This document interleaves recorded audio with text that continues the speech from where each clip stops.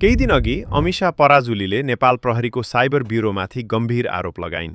एक वरिष्ठ प्रहरी अधिकारीले उनकी आमालाई बनाउनुपर्छ अत्यन्त भनेर यो अपाच्य कुरा पुलिसले भनेको मेरो मम्मीलाई उनले भनेर सार्वजनिक रूपमा पठाएपछि बताइन्। अब त्यहाँदेखि मेरो मम्मीले मलाई प्रहरीले के साइबर गर्नु ब्युरो जान पर्थ्यो? दिनु भएन। पर्दैन तथ्य ल्याउनु पढाउनु पर्थ्यो, भएन। सीसीटीभी फुटेज देखाउनु पर्थ्यो, अडियो रेकर्ड भए सार्वजनिक गर्नु पर्थ्यो, आन्तरिक छानबिन गर्नु पर्थ्यो।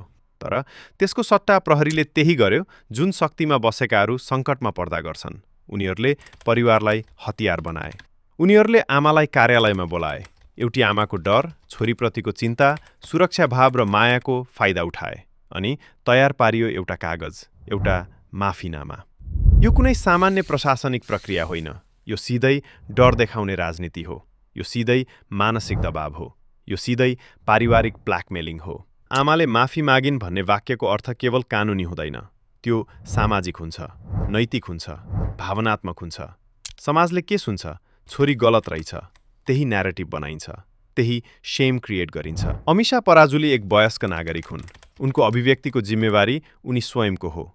उनी माफी माग्ने कि नमाग्ने भन्ने कुरा पनि उनकै अधिकार हो। तर जब प्रहरीले आमालाई बीचमा ल्याउँछ, जब एउटा अभिभावकलाई आफ्नै सन्तानको आवाज दबाउन बाध्य पारिन्छ, त्यो केवल एउटी युवतीलाई चुप गराउने प्रयास हुँदैन। त्यो त यो भिडियो हेरिरहेका हरेक युवा युवतीलाई दिइएको सन्देश हो। यदि तिमीले शक्तिलाई प्रश्न गर्यौ भने हामी तिम्रो परिवारसम्म पुग्न सक्छौँ। यो समाधान होइन, यो साइकोलोजिकल वारफेयर हो। यो सार्वजनिक रूपमा नैतिक अपमान गराउने रणनीति हो। पितृसत्ताको जिउँदो उदाहरण हो। पुरानो इतिहासको होइन, आजकै दिनको। र त्यो पनि राज्यको वर्दी लगाएको।